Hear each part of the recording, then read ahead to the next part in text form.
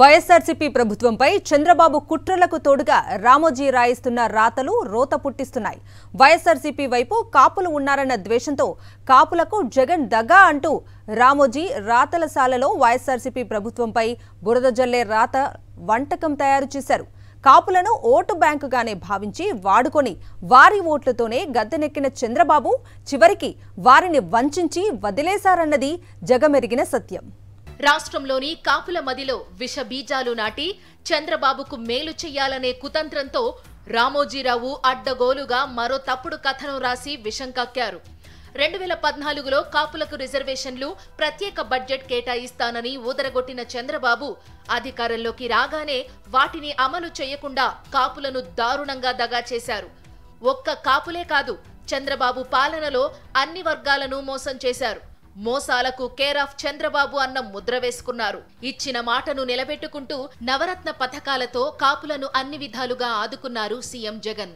ప్రత్యేకంగా కాపు కార్పొరేషన్ పెట్టి వారికి నిజమైన మేలు చేశారు. కాపు నేస్తం, చేయూత, ఆసరా, అమ్మఒడి, విద్యా దీవెన, విద్యా కానుక వంటి అనేక సంక్షేమ పథకాల ద్వారా కాపుల్లోని పేద వర్గాలు ఆర్థికంగా నిలదొక్కునే విధంగా చేశారు వైఎస్ జగన్. సీఎం జగన్ 58 నెలల పాలనలో కాపులకు డీబీటీ, నాన్ డీబీటీ ద్వారా 39,317.80 కోట్ల రూపాయల ఆర్థిక సాయం అందించారు. వైఎస్ జగన్ కాపుల ఉన్నతిలో తనదైన ముద్ర వేసుకున్నారు. ఇది చూసి ఓర్వలేకపోయిన రామోజీ అసత్య కథనంతో బురద జల్లడానికి ఓ తప్పుడు కథనం రాశారు. మోసాలకు కేర్ ఆఫ్ అడ్రస్ గా ఉన్న చంద్రబాబు ముద్ర తొలగించడానికి రామోజీ చేసే యత్నాలు ఏమాత్రం ఫలించవన్నది మాత్రం తెలుసుకోలేకపోతున్నారు. చంద్రబాబు హయాంలో 2017 నుండి 2019 వరకు కాపులకు సుమారు 1,874 కోట్ల రూపాయలు కేటాయించింది. అయితే విడుదల చేసింది మాత్రం 1,334 కోట్లే. ప్రకటించిన మొత్తంలో 540 కోట్ల రూపాయలు బకాయి పెట్టారు. చంద్రబాబు ప్రభుత్వం కాపు కార్పొరేషన్ కు పెట్టిన బకాయిలను సైతం వైఎస్ జగన్ ప్రభుత్వం విడుదల చేసింది. వైఎస్ జగన్ ప్రభుత్వం కాపు, తెలగ, బలిజ, ఒంటరి కులాలకు చెందిన పేద కుటుంబాల అభ్యున్నతికి కాపు కార్పొరేషన్ ద్వారా చేయూతనిచ్చింది.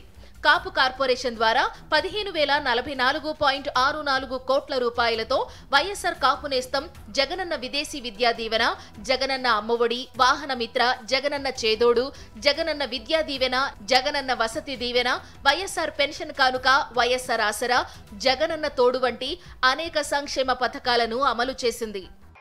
45 నుంచి 60 సంవత్సరాల మధ్య వయసున్న నా కాపు అక్క చెల్లెమ్మలకు మంచి జరిగిస్తూ వారికి కూడా అండగా నిలబడడం, వారికి కూడా ఆర్థిక సాధికారతకు మరింత సహకారం అందిస్తున్న విధంగానే వైఎస్ఆర్ ఈబీసీ నేస్తం ద్వారా ఓసీ కుటుంబాల్లో ఉన్న నా అక్క చెల్లెమ్మలకు కూడా అండగా నిలబడుతూ వైఎస్ఆర్ కాపు నేస్తం ద్వారా మరో 4,64,000 మంది అక్క చెల్లెమ్మలకు మంచి జరిగిస్తూ ఈ వైఎస్ఆర్ కాపు నేస్తం ద్వారా అడుగులు పడ్డాయి.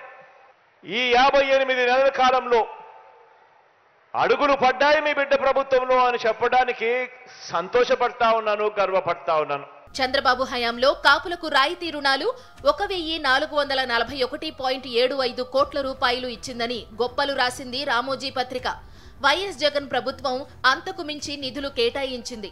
వైఎస్ఆర్సీపీ ప్రభుత్వం 2019 నుంచి 2024 మార్చి నాటికి 19,81,458 మంది లబ్ధిదారులకు 3,260.87 కోట్ల రూపాయల మేర ఆర్థిక ప్రయోజనం చేకూర్చింది.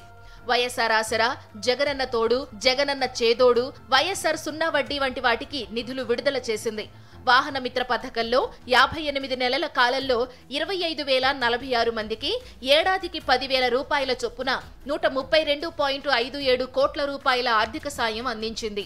వైఎస్ జగన్ ప్రభుత్వం 2019 నుంచి 2024 వరకు 5 కాపు భవనాలకు 100 కోట్ల రూపాయల నిధులు విడుదల చేసింది. నెల్లూరు మున్సిపాలిటీలో బాపట్ల జిల్లా ఏల్చూరు, అడవిపాలెం, చెందలూరులో 4 కాపు భవనాల నిర్మాణాలు పూర్తి చేసింది. ఇది సీఎం వైఎస్ జగన్ నిబద్ధతకు నిదర్శనంగా నిలుస్తోంది. ఇది చూసి ఓర్వలేకపోతున్న ఎల్లో మీడియా ఏడుపుకొట్టు రాతలు రాసి రాక్షసానందం పొందుతోంది.